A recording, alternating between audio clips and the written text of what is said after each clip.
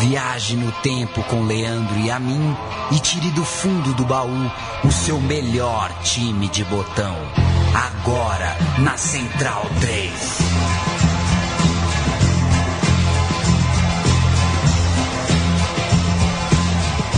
Este é o programa Meu Time de Botão. Eu sou Leandro e a mim com um fone de ouvido paupérrimo. Não me ouço direito. Na verdade, eu me ouço até demais. Parece que eu tô numa sala vazia.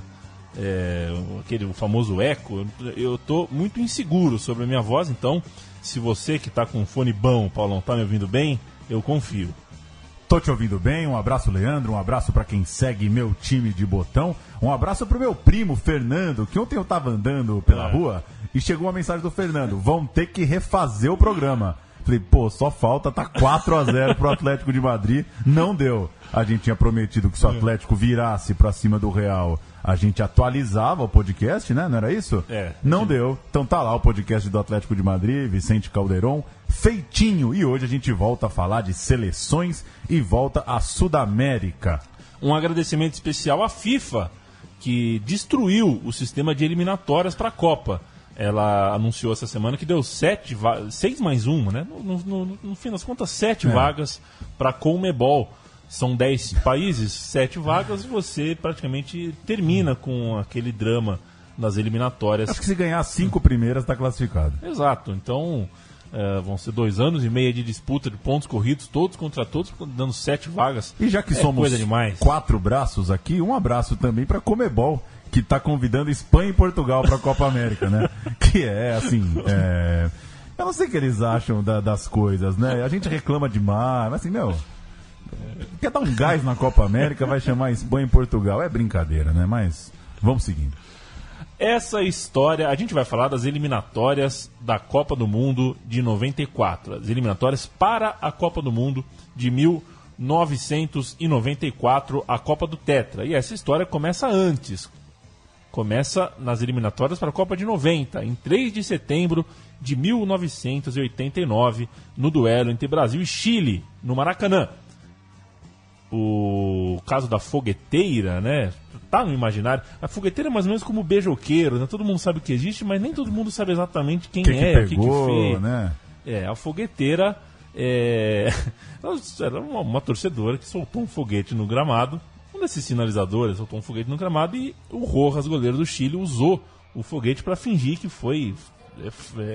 Meteu um Antônio Carlos ali e se jogou. Exato, e aí o preparador... Enfim, foi um rebu. E a gente vai ouvir, já vamos começar ouvindo a fogueteira. A fogueteira em ação, vamos lá. 3 de setembro de 89, o jogo Brasil e Chile pelas eliminatórias da Copa do Mundo terminou com um foguete. O Brasil ganhava de 1-0 e Sérgio Chapelin contou o que houve. Aos 23 minutos, um foguete jogado da arquibancada atinge a área do Chile. O goleiro Rojas cai e leva as mãos à cabeça. O juiz permite a entrada do médico e do massagista do Chile. Os jogadores recusam a maca e carregam o goleiro para o vestiário. Rojas tem a cabeça e a camisa manchadas de vermelho. O juiz argentino espera 26 minutos. Os representantes da FIFA comunicam que os chilenos não vão voltar e o juiz encerra a partida. Quem jogou o foguete foi Rosemary de Mello, a Rose Fogueteira, que ficou famosa e chegou até a posar numa revista masculina há 5 anos. Eu quero um gole disso aí também. Que é isso, cara? Mas que ânimo, hein? É tipo assim, Guimarães, eu não sei quem é. Deve ser, mas tá meio rindo, meio uma tragédia. É tragicômico. É aquela coisa, sei lá, às vezes a gente tem umas crises de riso aqui também. Vai ver, ela tava no dia dela de dar uma risada, ela tem uma risadinha ali no Rose Fogueteira. A TV Globo, ela fez coisas muito sérias com o nosso psiquê. Isso aí eu acho que é video show, esse túnel do tempo, aí direto do túnel do tempo. Vamos tirar do 5, pôr no 9 aqui em São Paulo. Vamos ver um pouquinho, que a TV Manchete... Há 18 anos fechava as portas, fechava as portas, mas em 89 estava tinindo e analisou as imagens ali em que Rojas se contorcia no chão fingindo ter sido atingido. especializados no tratamento. O Rojas caiu fora, o foguete caiu do lado dele, a luz colorida, não houve explosão. Caiu do lado dele. Ele imediatamente aproveitou o lance. Mas, Paulo, ele podia ter atingido ele e caído. Poderia. Por isso que eu estou dizendo para você. Eu não vi. Mas ali eu estou vendo o fato. A grama ainda chamuscando e ele distante pelo menos ali uns 70 a 80 centímetros da onde sai a fumaça. Agora veja só, a entrada em seguida do médico da seleção chilena, ela foi precedida antes, né, ali da presença dos jogadores. Você vai ver, na sequência, nós estamos bem devagar para coisar lá. Ele não tem nenhum sangue até o momento. Não há nenhuma. Ele bota a mão só no rosto, na altura ali do rosto, da bochecha, lá, se contorce, muito em câmera lenta. Vamos analisando essas imagens. Não há nenhum sangue. Outra coisa, foguete, se fosse explosão, poderia ocasionar uma lesão. Mas, Paulo, pela reação dos jogadores chilenos, eu acho que houve algum... Estava armado. Todos ao mesmo tempo. Peraí, Márcio, vamos, olha lá, a maleta do médico, jogou no chão, veja só agora, olha a importância deste lance. Maleta, ele olha, faz uma encenação, o Rojas fala alguma coisa para ele, ele se dirige ali para a mala, a câmera nessa altura está mostrando o assédio dos jogadores chilenos em cima do árbitro da partida, do Carlos Lustó, que nessa altura já tem assistência do outro auxiliar, que já corre para abafar. Veja só, a câmera vai voltar, olha só, o Careca vem se aproximando, olha só a presença do Careca, se aproxima, olha só, abriu a mala, o Careca olhou e disse que não tinha nenhum corte, não tinha nada. O Careca viu bem de perto, olha lá, olha a mão dele, trava a imagem, olha lá, encosta um chumaço de algodão banhado, tá vendo, olha lá, encosta na cabeça do goleiro Rojas, tá lá, olha lá. É por isso que a comunicação é fascinante, né?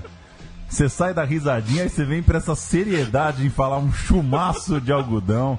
Eu gosto muito desse áudio. Cara, esse tá nos anais. Um slow motion, um monstro, uma análise. Olha no lance, é a mala caindo, é a mala do massagista caindo. Que loucura. Maravilhoso. Alberto Léo, Márcio Guedes, é o turma da Manchete ali, os clássicos da Manchete. Pois bem, o goleiro Rojas foi o protagonista dessa farsa, forjou um corte na própria face e tentou prejudicar o Brasil.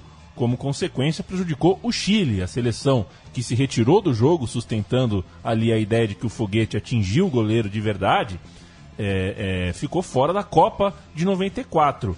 A Rosemary de Mello, a mulher que atirou o foguete, virou esse ícone que a gente percebeu, de uma, digamos assim, cultura bizarra pop brasileira dos anos 90, chegou até a sair na Playboy, apareceu em mídias aleatórias por um bom tempo.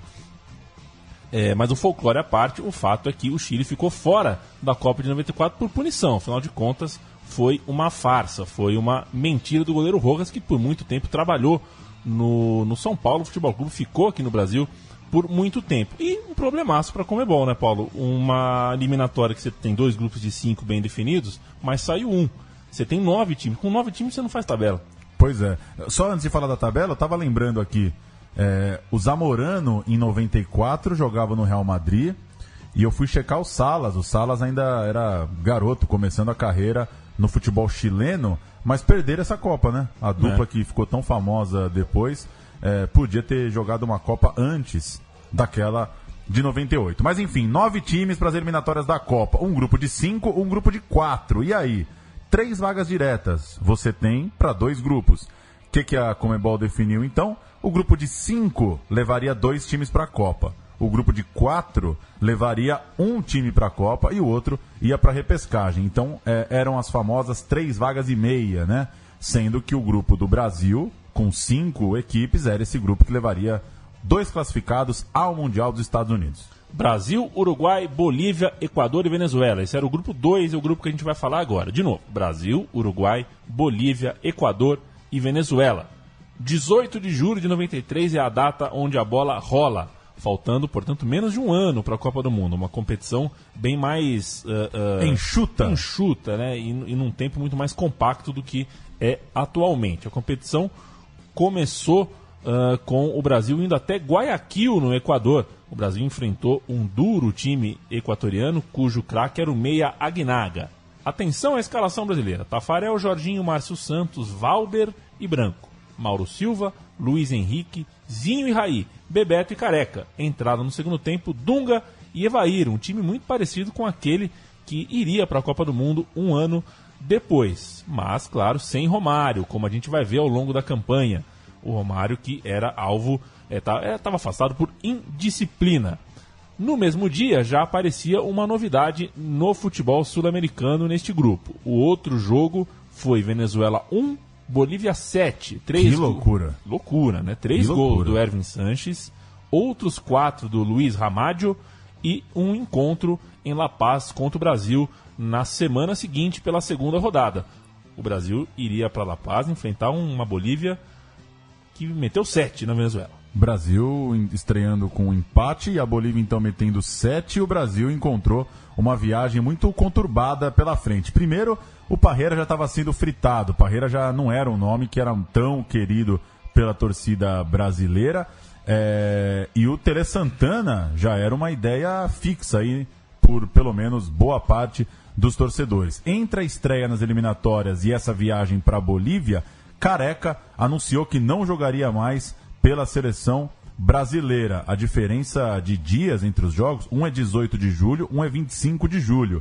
Então, de fato, é uma semana entre as duas partidas. Tinha também a reclamação com altitude pela frente, uma reclamação muito forte. Teve o caso do Zete, goleiro brasileiro, que tomou um chá de coca, acabou caindo no doping, teve que se defender disso por um bom tempo. E em campo, um massacre da seleção da Bolívia. 20 chutes a gol. Tafarel que fazia boa partida, o time da casa amassava o time brasileiro. E nos minutos finais, pênalti de Valber. O resto do jogo, a sequência dos lances, a gente vai ouvir mesclando a imprensa boliviana com a transmissão aqui do Brasil. Bolívia indo para cima do Brasil, louca para vencer o time brasileiro em casa. Vamos ouvir. 25 de agosto recibíamos a Brasil. Un Brasil con muchos problemas. Por parte de don Carlos Alberto Parreira, el director técnico brasileño. Le decían, lo menos que le decían en Brasil era lindo. Y lo menos creo que ni hasta su familia lo quería Carlos Alberto Parreira. Pero sin embargo, aguantó, vino a la ciudad de La Paz con Bebeto y con una serie de estrellas, con Raí, con Cafú, con Paliña. Y la gente lo pedía Tele Santana de Brasil, lo quería Tele Santana. Fue un partido muy difícil. Se había manejado también una guerra a través de los medios de comunicación. Se hablaba muchísimo de los 3.600 metros de altura. En el primer tiempo, Tafarel tuvo trabajo, muchísimo trabajo. Un domingo con mucho sol. La gente en el estadio, Hernando Siles, presente. Hay mucha gente que gastó gran parte de sus ahorros en pasajes, porque se venía de Yacuiba, se venía de Cochabamba, se venía de Tarija para estar en el estadio. ¿Fue penal? ¿Fue penal? ¿Fue penal? Sí, fue penal.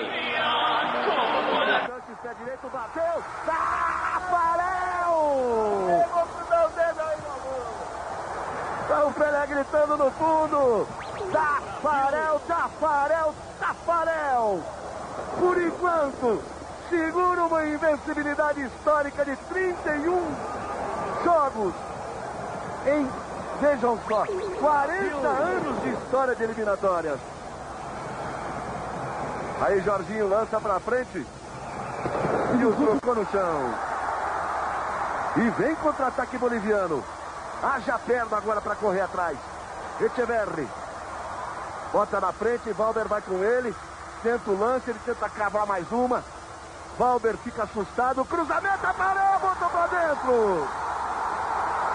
Tafarel botou pra dentro. O mesmo Tafarel que pegou o pênalti e botou pra dentro. 42:50. Uma bola dominada. Tafarel pegou o pênalti e o Tafarel botou pra dentro aos 42 do segundo tempo. E que maldade é a memória dos goleiros, né? Porque quase ninguém lembra que ele pegou o pênalti, né? O lance é o do gol. Foi a primeira vez que o Brasil perdeu um jogo em eliminatórias de Copa do Mundo. Isso ajuda a marcar essa derrota na memória aí de quem viveu.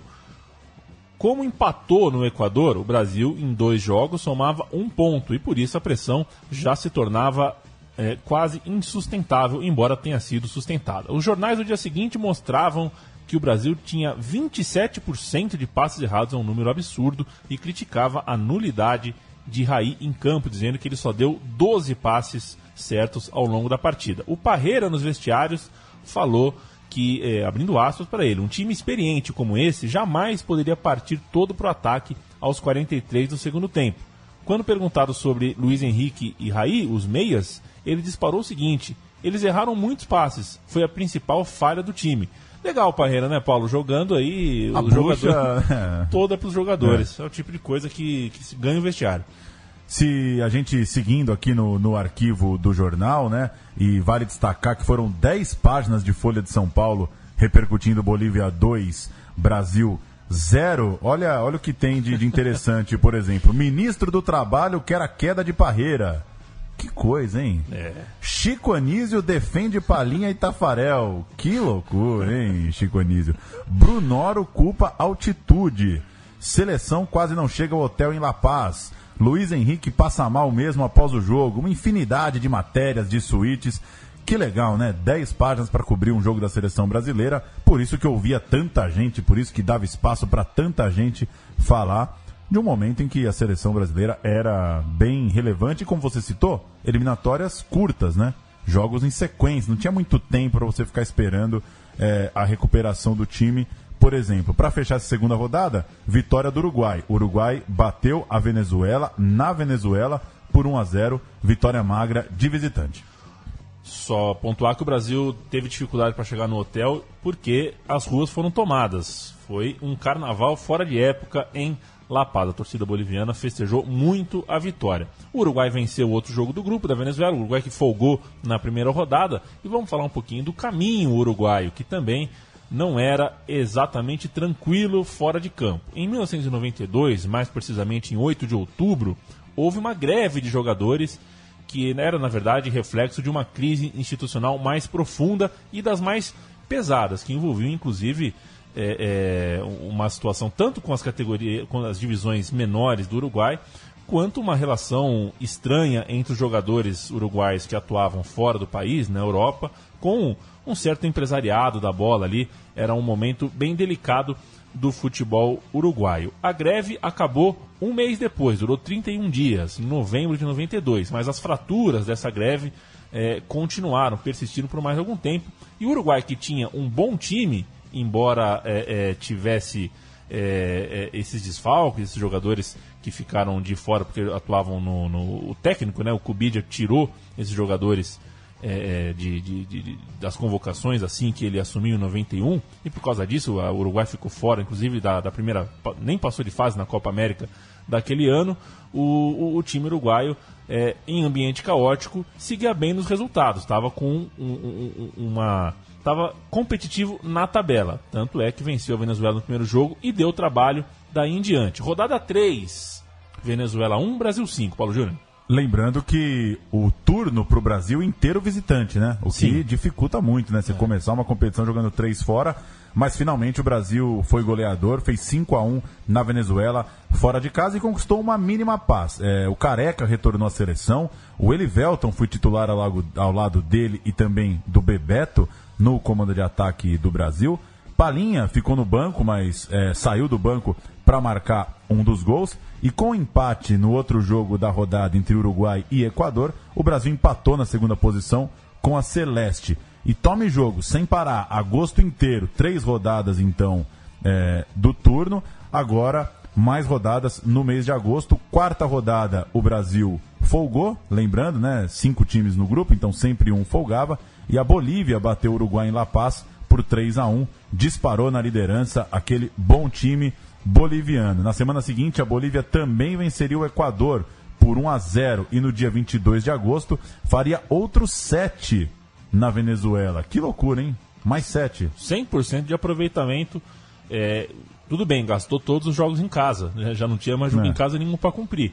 mas ganhou o jogo fora da Venezuela, muito bem, fez 5-1 fora de casa, né? 5-1 não, fez 7-1. Fez 7 fora e 7 em casa. Depois fez 7 em casa e estava já muito perto da Copa do Mundo. A gente vai ouvir um áudio aqui do Plano Médio falando de Bolívia e Equador, um jogo que foi chave aí, que deu para a Bolívia não só a liderança disparada, como afastou, de certa forma, o Equador da briga ali pela posição.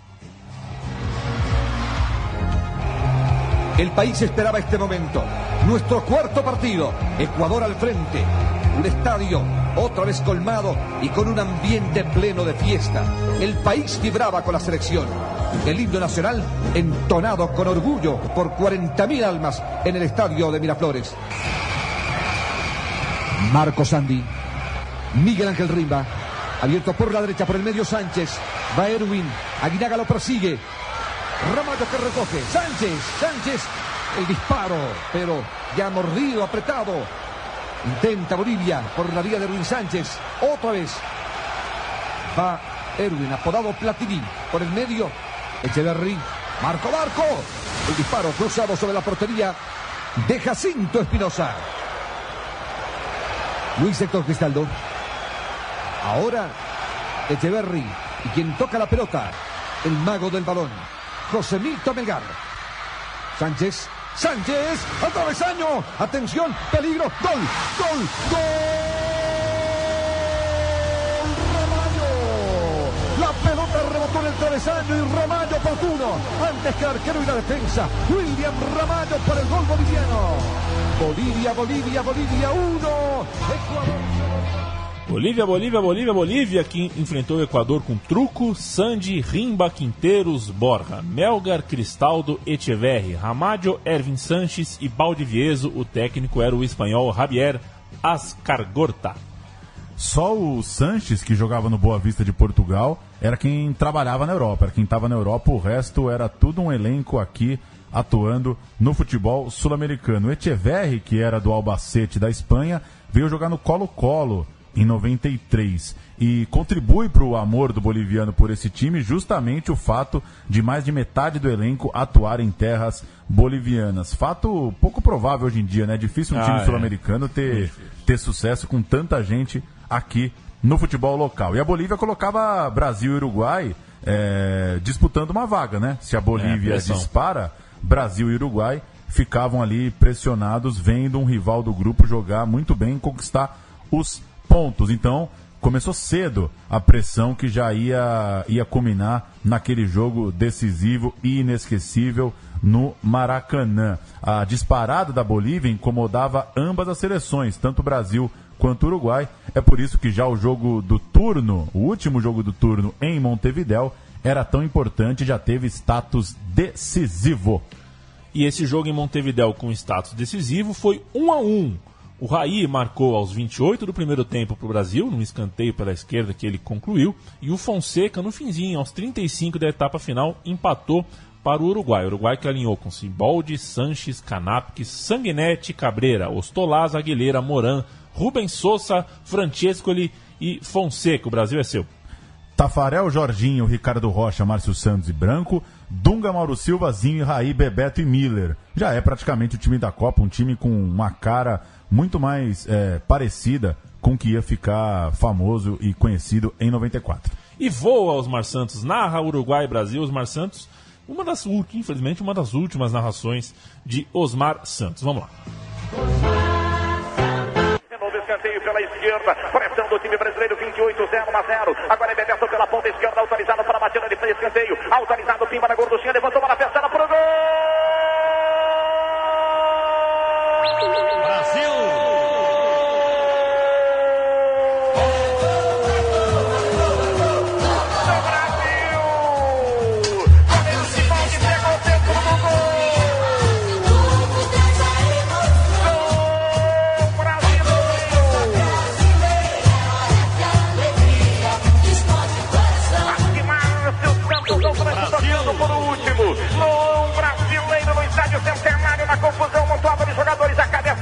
Pega dentro do gol, a bola entrou, o juiz em cima, validou, gol do Brasil, 29 primeiro tempo de jogo, monstruoso. Desenho Marcelo. de som nota 10 também, né? Se eu fosse um estudante de jornalismo hoje, eu não queria ser, mas se eu fosse hoje, meu TCC ia ser sobre vinhetas. O que você acha? É bom, né? Um audiobook, aí já comecei a piorar. Um audiobook sobre vinhetas, que linda transmissão aí.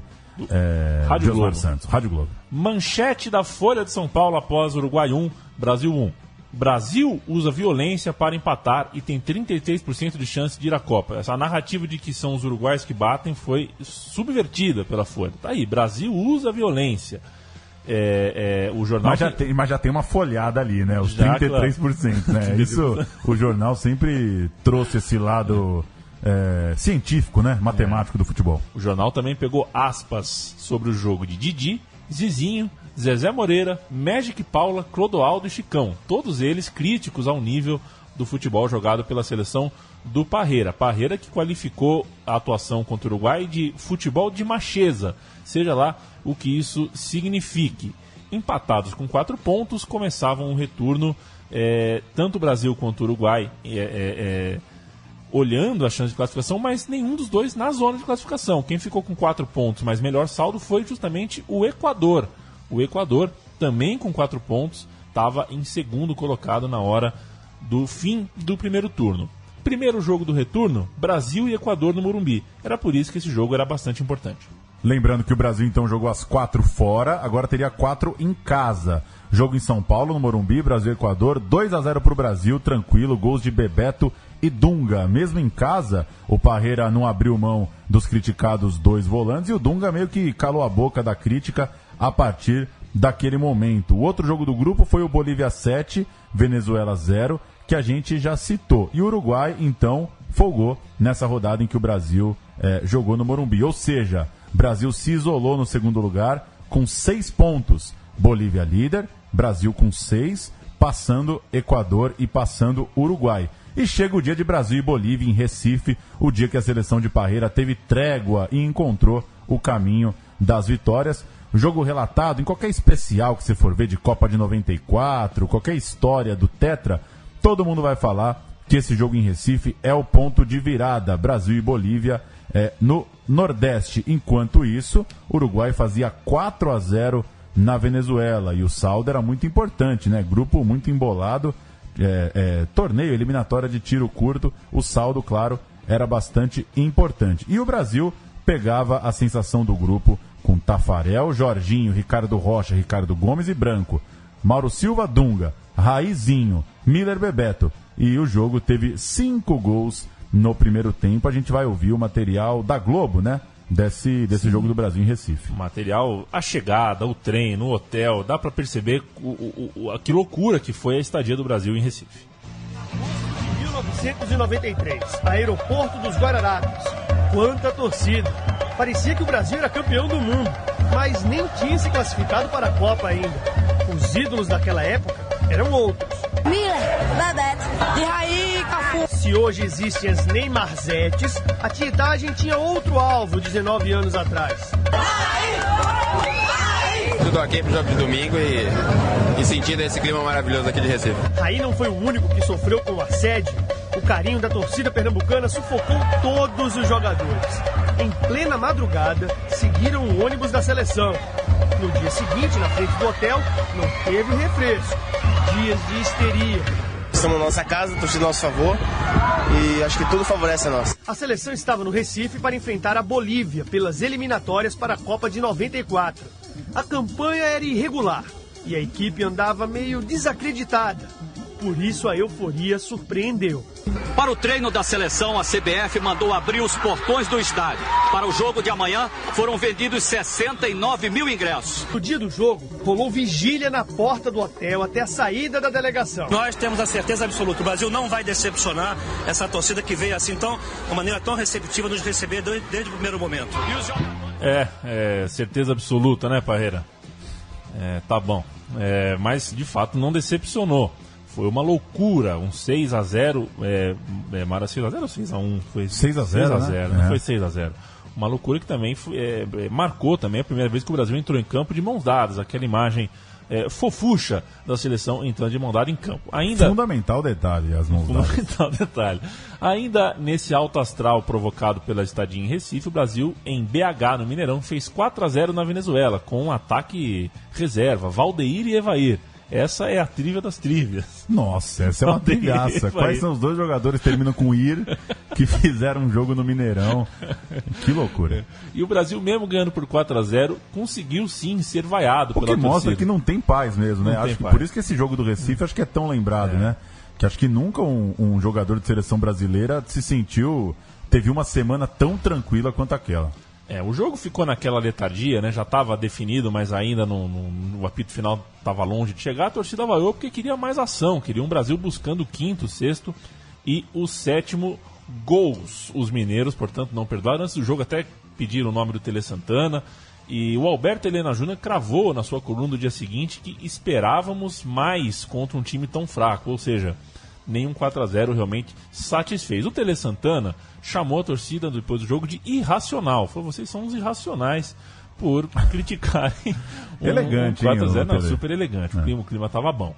E o Uruguai jogou em Guayaquil, conseguiu vencer, e isso tirou o Equador da disputa. O Uruguai venceu, portanto, o Equador, e a briga ficou como já esperávamos. Brasil e Uruguai, palmo a palmo, ponto a ponto, na verdade, gol a gol, porque a disputa também envolvia saldo de gols.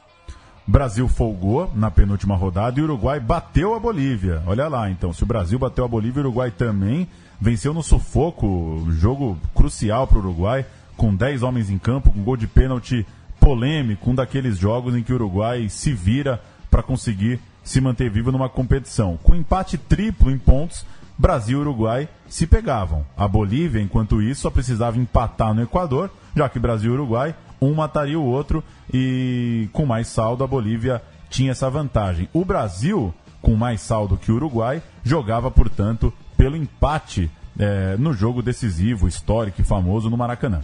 E foi quando o Parreira cedeu, levou Romário, finalmente. O Brasil inteiro pedia e o Romário foi convocado. Ele formou dupla de ataque naquela partida com o Bebeto. Foi a primeira vez que os dois atuaram juntos desde a final da Copa América de 89, que aconteceu no mesmo Maracanã contra o mesmo Uruguai. A história todo mundo já conhece. Foi provavelmente a maior atuação individual de um jogador em toda esta geração. O que o Romário fez contra o Uruguai naquela partida é incrível. Eu gosto daquela, o que o Romário fez não está no gibi. Não está no gibi. Mas deve ter um gibi daquele dia, né? Deve ter. Maurício de Souza não fez o Romarinho, né? Fez o Pelezinho. E o Ronaldinho.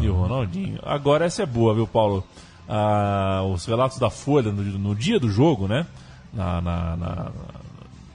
Nas matérias que antecediam a partida, falavam sobre o Romário, que ter sido afastado da seleção por indisciplina num amistoso contra a Alemanha, e desde então comeu o pão que ele amassou até voltar a vestir a camisa amarela, e no Copa de 90 mesmo ele perdeu por causa de lesão. Enfim, era muito difícil a vida do Romário com a seleção brasileira, e ele disse ao jornal Folha de São Paulo sobre o seu afastamento ter sido ordem de cartolas.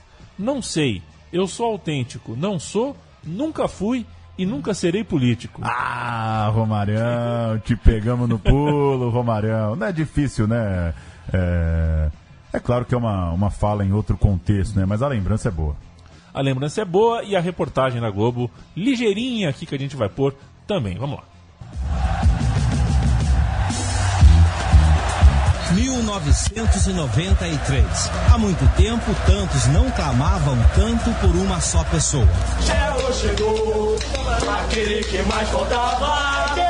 É o Romário, alegrando a rapaziada.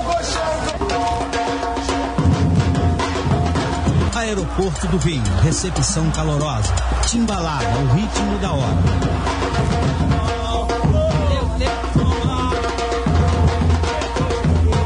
Teresópolis, seleção concentrada, expectativa no reencontro. Romário Zagallo, o coordenador da época. Romário Parreira, o treinador que só o chamou para o jogo decisivo.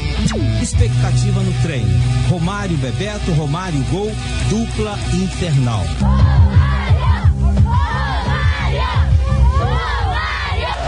Maracanã lotado, expectativa do jogo. Eliminatória para a Copa do Mundo. Brasil e Uruguai, rivalidade, jogo nervoso, decisivo. Ousado, moleque, desconcertante. Aumenta a pressão, marcação cerrada. Romário agarrado. Bola na trave, Maracanã vivo. Baixinho esperto, faz o que sabe o que faz. Ângulos planos, Romário para todos os lados. Imprevisível, faz da bola o brinquedo preferido. Gênio da grande área, matador, goleador implacável. Tudo são frases. Romário é gol de Romário, implacável.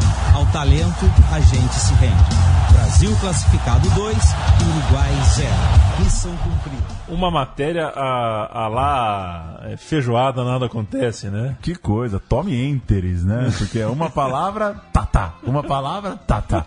Mas gostei da palavra, da matéria meio jogral, né? Ele fez toda essa matéria pra sustentar a frase no final, né? Tudo são frases. Romário é gol. Romário é gol. Foi bem. Muito bem. Desculpa, eu não tenho o nome aqui de quem fez. Será que se eu clicar aqui no link eu acho quem fez? Dá pra achar, né? Às vezes dá pra...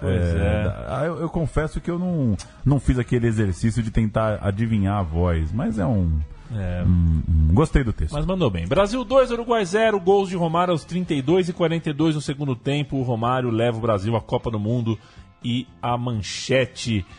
o Uruguai fica de fora e a Bolívia volta a um Mundial. Essa é a manchete que fica, né? O Uruguai foi quem dançou. A Bolívia estava de volta e o Brasil, ufa, chegou. Vamos ao grupo 1? No fim das contas, só para concluir o grupo do Brasil, o Brasil ficou na frente da Bolívia, né? Pois é. O Brasil acaba, depois de todo esse sufoco, é o líder, é o vencedor do seu grupo. Passar pelo grupo 1, o grupo do lado de lá, 4 times e também boas histórias. A primeira delas envolve Maradona. Depois de ele levar a Argentina a 2 finais de Copa do Mundo, ele se envolveu em polêmicas com poderes oficiais e também poderes paralelos na cidade de Nápoles, o que lhe rendeu, mais que suspensão por doping, cadeia por porte de cocaína. Algo que a história não oficial sobre esse caso sustenta é que ela foi acobertada por um longo tempo graças à influência do Maradona na cidade e no país, mas influência essa que não deveria viver mais tempos em que ela era importante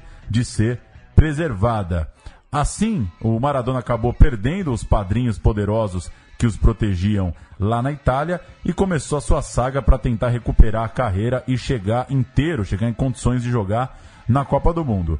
Nesse período, passou por Sevilha, passou por Newell's, isso da final de 90 até sua volta na seleção. 3 anos, ele fez só 2 jogos amistosos em 93, antes de começar as eliminatórias. Então Maradona teve um 90 a 93 bem difícil, né, de futebol, principalmente na seleção argentina. Ele joga então esses 2 amistosos em 93, mas não foi chamado para as eliminatórias, pelo menos para o começo das eliminatórias. Até bateu o desespero, nada de Maradona. A Argentina pensava e acreditava que chegaria à Copa sem Diego. E se a Argentina entrou em desespero, ela entrou em desespero porque havia no grupo uma poderosa seleção colombiana, que foi a vencedora do grupo e que estreou empatando em casa com o Paraguai. Quer dizer, não começou bem. E o Paraguai, que também tinha um time interessante, era o outro time competitivo do grupo. O Peru era o elo fraco, estreou perdendo em casa para os argentinos, e os argentinos foram a campo com Goicoechea, Altamirano, Basualdo, Ruggeri, Zapata, Borelli, Redondo, Simeone, Acosta, o cabeludo Léo Rodrigues e o cabeludo Batistuta. O técnico Coco Basile, Alfio Basile, no comando. Um time longe de ser tão poderoso quanto outros que a gente já viu por aí da Argentina, mas com peças importantes em todos os setores, né? Redondo, Simeone, Ruggeri lá atrás, Batistuta na frente, um time com lá a sua bossa. E outra triviaça, né? Essa lenda de que o Batistuta não consegue andar, né? Isso ele já desmentiu, né? Ele tá de boa, o Batistuta. Com dor, mas dor a gente tem também, né? Tem também. Viva Batistuta. Argentina e Colômbia venceram na segunda rodada e se enfrentaram na rodada de número 3 em Barranquilla. Córdoba, Pereira, Mendoza, Pérez e Gaviria. Herrera, Rincón, Lozano, Valenciano, Valderrama e Valência. O técnico, o mito, Francisco Maturana. Argentina e Colômbia se encontrando então na rodada 3, ambos vindo de vitória, e a gente tem o áudio desse Colômbia e Argentina. Venceu a Colômbia. Está tomando Basualdo, Fabián que levanta la pelota, viene el pibe, está saltando para el esférico, se hace y el tren, busca el pibe con la pelota, la marca de Redondo, dejando bien para Rincón, otra vez el pibe con la pelota, suelta el esférico, arriba Valenciano, le va a pegar, sí, se pegó, campeonazo.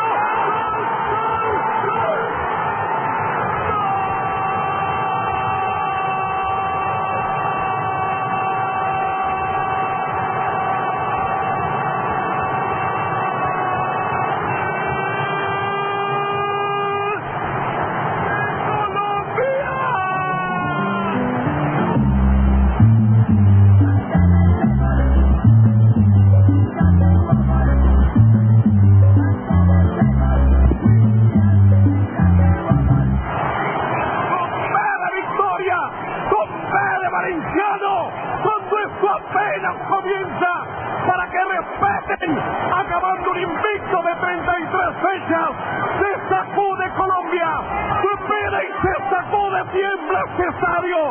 Colombia lleva 1, acaba el invicto argentino. Colombia tiene 5 puntos, está más cerca que nunca del Mundial. Colombia lleva... Mais cerca que nunca. Mais cerca que nunca. Vale lembrar que Colômbia e Argentina, no meio do ano, fizeram semifinal de Copa América, um jogo que foi para os pênaltis, a Argentina venceu, mas o jogo deixou feridas ali de rivalidades em campo. O jogo foi bem quente, então tinha mais esse ingrediente. A Colômbia venceu por 2-1 a Argentina em casa, em Barranquilla, a terra de Shakira, para quem não sabe. Louco, hein? Não é? Achei que ela era uma cidadã do mundo. Ela... Mas deve ter uma casinha lá em Barranquilla. Algumas, né? Pelo menos para alugar. Afinal de contas, a investir em imóvel é o que há, é o que diz. É o que tá virando? É o que tá virando. 5 pontos para a Colômbia no fim do turno. A Argentina, 1 ponto atrás, 4. O Paraguai, empatado com a Argentina, também com 4. E o Peru, lá embaixo, o Peru fora da jogada.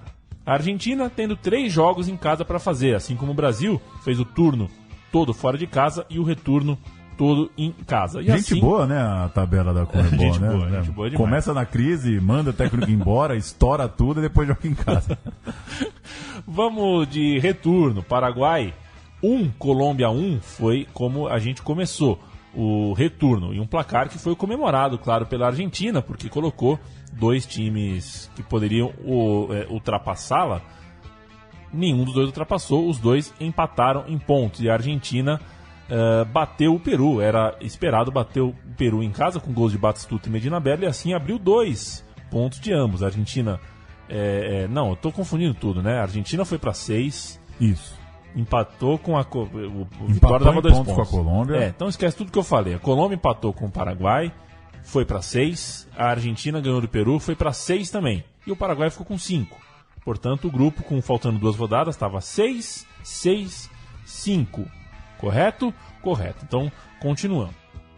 O que não estava no script da seleção argentina era o empate na penúltima rodada, um empate em casa contra o Paraguai. Um empate que tinha... Primeiro, tava o Maradona, estava na arquibancada, então já era aquela, né, aquela figura ali que estava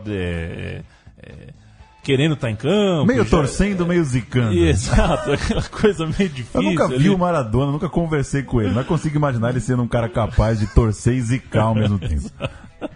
E muito frio em Buenos Aires, todo mundo de capote na arquibancada, e deu 0-0. O Argentina então ficou em maus lençóis porque ficou atrás dos colombianos para a última rodada.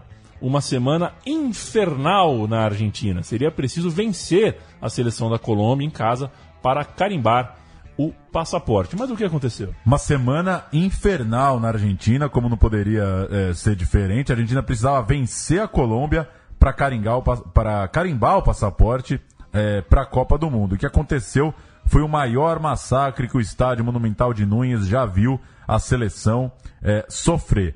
5-0 para a Colômbia, jogo icônico de uma geração, ponto máximo da espetacular história da seleção colombiana. O povo colombiano festejou aquela partida como um título e fez a equipe chegar, veja só, como improvável favorita à Copa do Mundo dos Estados Unidos. O El Gráfico, categorizou a atuação dos algozes com as palavras toque, ritmo e carisma. A capa da revista preta tinha a palavra vergonha escrita em amarelo.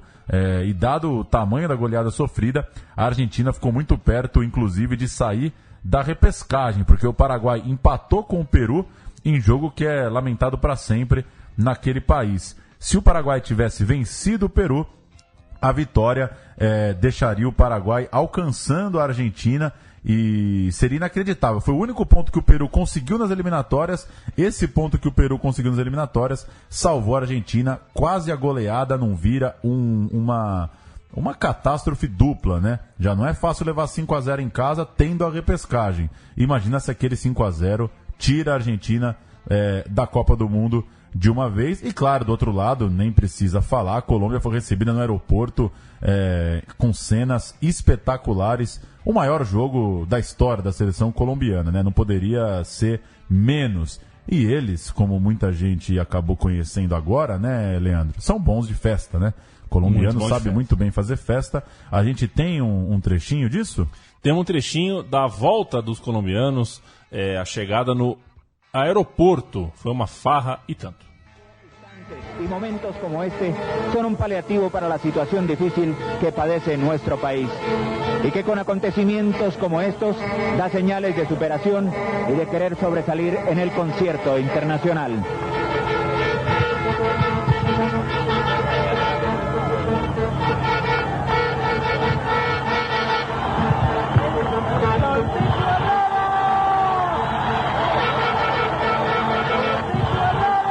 A esta hora la selección va rumbo al Campín.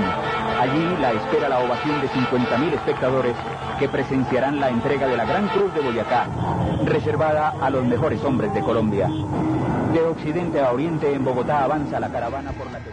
Uma caravana por Medellín comemorando a vitória por 5-0 e a classificação da Colômbia para Copa do Mundo. Assim como pouca gente não, né? Tem quem não lembre que o Romário contra o Uruguai, o Brasil jogava pelo empate, pouca gente lembra que esse 5-0 da Colômbia, a Colômbia jogava pelo empate. A Colômbia podia entrar com 3 volantes, 5 zagueiros e segurar um 0-0. Não, mas era um time maluco também, era né? Um time bem louco e fez logo 5 na Argentina, que teve que colocar de novo o seu quadro em campo em 31 de outubro e 17 de novembro contra a Austrália pela repescagem da Copa do Mundo. 23 times já estavam lá, já estavam garantidos no Mundial. Faltava a última vaga e a Argentina teria que lutar muito por ela. Para isso, apelou, vejam vocês, ao Maradona. Para a repescagem, o Maradona teve que vir. O Diego estava em luta paralela para voltar a ser um jogador de verdade, de ponta. Ele estava brigando não só contra o vice, aí né, a gente não tem os maiores detalhes, mas é sabido que tinha luta contra o vice, mas também contra a balança. O Maradona estava muito fora de forma, gordo, ficou parado por algum tempo e a sua recuperação foi acompanhada tal qual um reality show pelo povo argentino. O Maradona se isolou, mas as informações chegavam sempre na capital e ao longo do país. Maradona tá assim, Maradona tá assado, Maradona tá chegando, parece que vai dar, tudo mais. O Maradona, então, para repescagem contra a Austrália, ele estava pronto para jogar. Acabou sendo ele a estrela do duelo.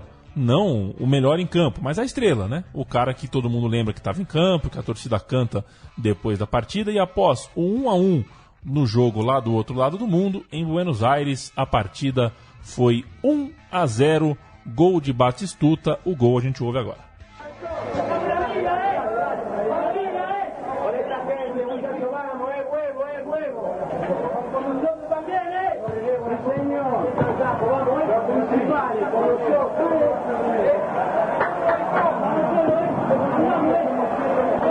Se viene el equipo argentino.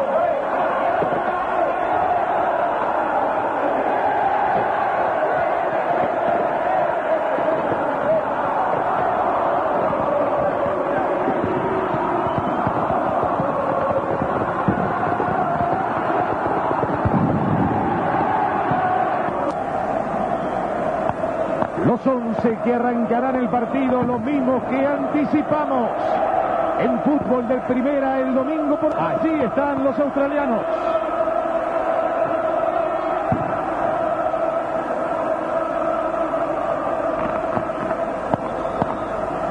Los mismos 11 ante el telón. Peter Mikkelsen, Farina, Slater.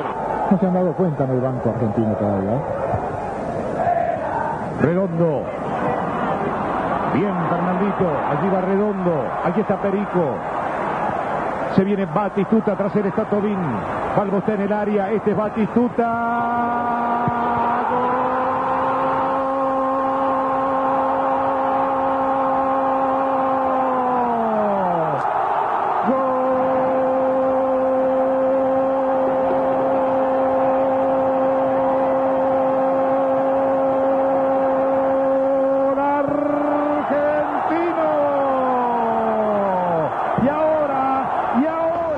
Olha só, o gol foi do Batistuta, mas o gol foi contra também. Isso acontece no futebol. Às vezes acontece. Foi contra, mas foi do Batistuta. O Batistuta cruzou, o zagueiro cortou, a bola encobriu o goleiro. Gol. A gente ouviu ao fundo aí uma torcida fazendo a torcida fazendo aquele... a torcida gritando Maradona, né? A torcida argentina não dispensava o na hora de cantar Maradona. A gente vai ouvir um pouquinho mais disso, porque quando acaba o jogo, aí mal dá pra ouvir a entrevista do Maradona, de tanto que a torcida ovaciona o seu camisa 10. El abrazo con Goico, McAllister, todos lo vienen a saludar, todos saben lo que representa el capitán argentino. Habla vos, Diego, decí lo que sentís en este momento que te merecías desde hace tanto tiempo. Es para la gente, no es para nadie más, para toda esta gente que sufrió con nosotros. Fíjate que fue un partido terrible, durísimo, sin embargo la gente es lo mejor que tenemos. Gracias, Diego, aquí recibiendo el aplauso y el Maradona. Es para la gente, voy a repetir. O sea, creo que fue un partido como... Yo digo gracias a todos los que hicieron posible mi vuelta. Yo tengo que decir gracias, de verdad. Y en especial a Grondona, al Coco, a mis compañeros, por haberme recibido otra vez en esta selección, después de haberme alejado un poquito, ¿no? Les quiero agradecer de corazón por... Com tanto talento para um drama, Maradona estava no jogo certo, um jogo em que a Argentina...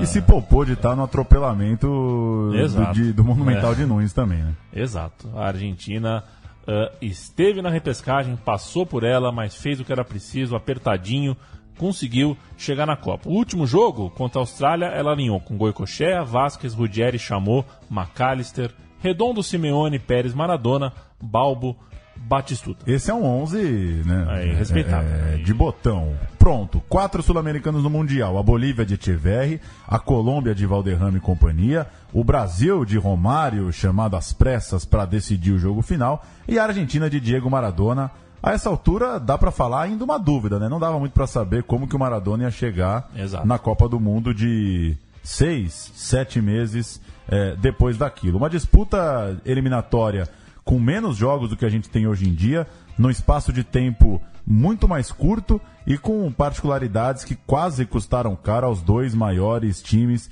do continente. Brasil jogando, não podendo perder do Uruguai no jogo final, e a Argentina indo à repescagem, quase nem chegando lá, né? Quase nem chegando lá. E no fim das contas, grandes histórias que os nossos netos não terão para fazer no podcast daqui 50 anos, porque vai contar uma história em que 7 clubes da Conmebol se classificaram. Vai todo mundo pra Copa. O que é uma pena. É isso, companheiro? É isso. Boa história e a gente volta na semana que vem. Valeu.